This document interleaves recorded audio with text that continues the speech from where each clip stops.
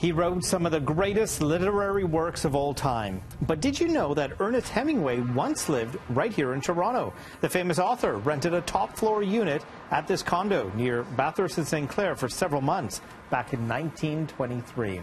So Richard Southern joins us now. Richard, first of all, he actually found a condo in Toronto back in 1923. Not quite the housing crisis that we have now back then, Francis, but this is it's really something.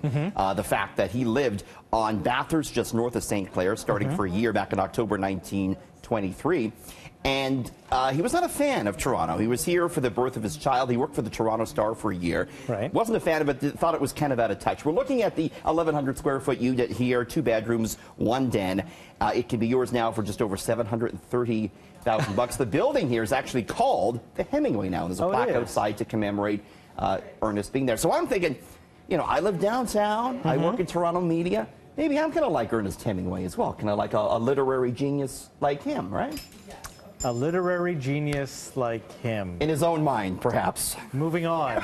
No, but he wrote all over the world. He did. I've been to the place in Havana, the bar where he wrote there. And that's why when he came to Toronto, he said, there's nothing going on here. I want to be in Paris. I want to be in the Caribbean, you know? There was no Richard Southern back then. Well, why would he want to stay then, you know? Exactly. There's nothing here for him. So 2 legal pot shops are now open for business in Toronto, and you're looking at a surprising hazard of buying weed from an illegal source.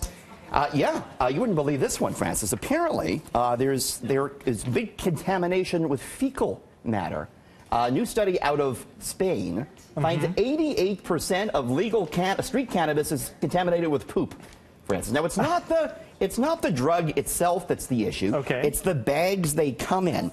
Okay. It's believed the excrement comes from smugglers who swallow the so-called dime bags. Oh, boy. Less of a worry here in Canada. That's terrible. I want the cannabis, just not the poop. Thank you very much.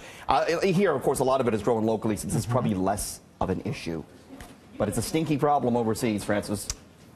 So what's the moral of the story, kids? Don't do drugs, right? Okay. Speaking Put Sean on that one. Put Sean on that story for tomorrow. Yeah, she'll get to the bottom of it. Yeah. A new study is highlighting the health benefits of gardening, talking about green. Look at this. Maybe I should grow some tomatoes this summer, Francis, huh? This is really interesting. A study finds that gardening is just as good as going to the gym. Researchers used 11 years of data, studied 90,000 people, and found that having... That's not true, Richard. Come on. Well, that's true. You can garden instead of going to the gym. Yeah, because there's a lot of deep bending. This is why I don't garden, because there's too much bending and picking and sweating going on here.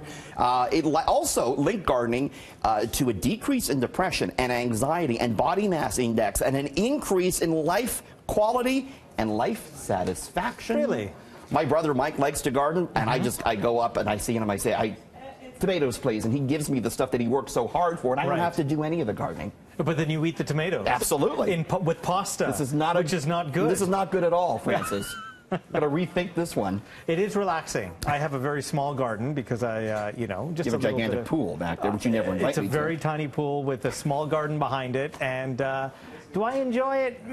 My parents really enjoy gardening. My mother and father-in-law love gardening. It keeps you young. It keeps you young. It does. So that's the secret to life. Okay. Try it out thank this summer, Francis.